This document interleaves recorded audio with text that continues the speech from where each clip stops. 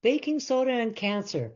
I'm going to tell you what the research actually shows, what it's useful for, and why you'll never hear this from your oncologist. Tumors create an acidic environment around themselves. That acidity helps them to grow, helps them invade surrounding tissue, and helps them resist treatment.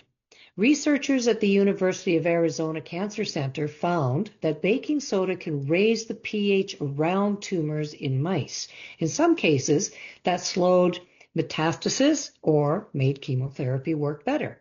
That's real science, real enough that researchers keep studying it. And because it's cheap and unpatentable, it gets ignored, minimized, or mocked. And that's the pattern we see over and over again with anything that doesn't fit the profit model.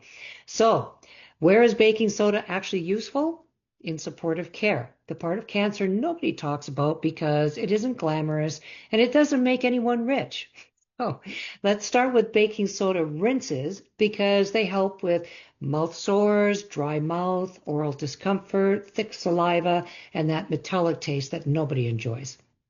This is one of the few places where baking soda is actually recommended because it works and is gentle. I've had people tell me that they couldn't eat for 3, 4 days because everything tasted like pennies and metal, and a simple baking soda rinse made food tolerable again.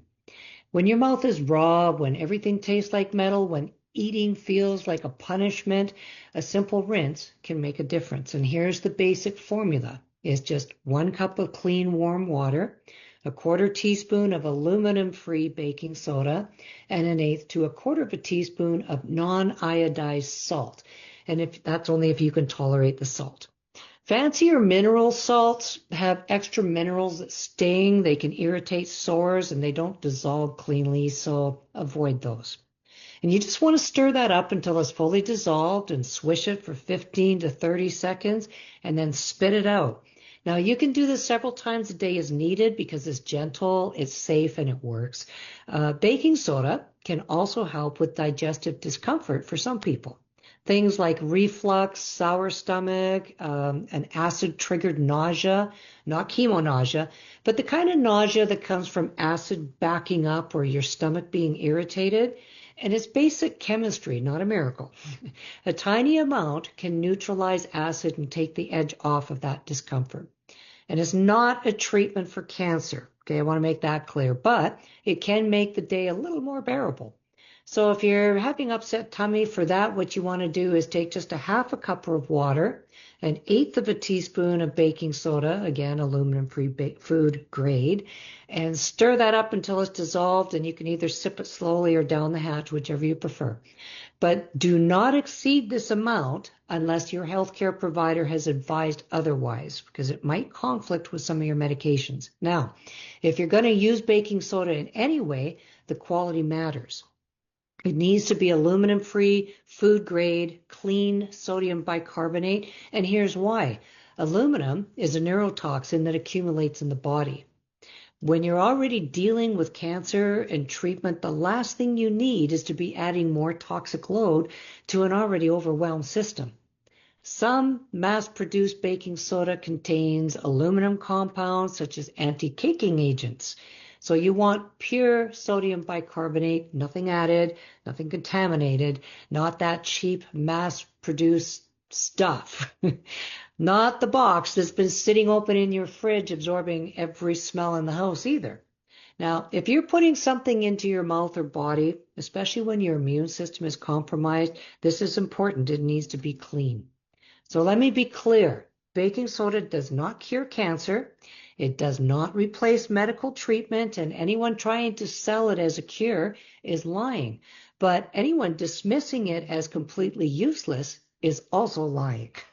The truth lives in the middle, where real patients actually live, and that's where this conversation belongs. And here's the bigger truth. None of these supportive truths matter if you can't eat. Nutrition is the foundation no matter what therapies you choose, conventional, integrative, alternative, or a mix of all three. If you're struggling to eat, if everything tastes wrong, if nausea or that metallic taste is destroying your appetite, you're fighting with one hand tied behind your back.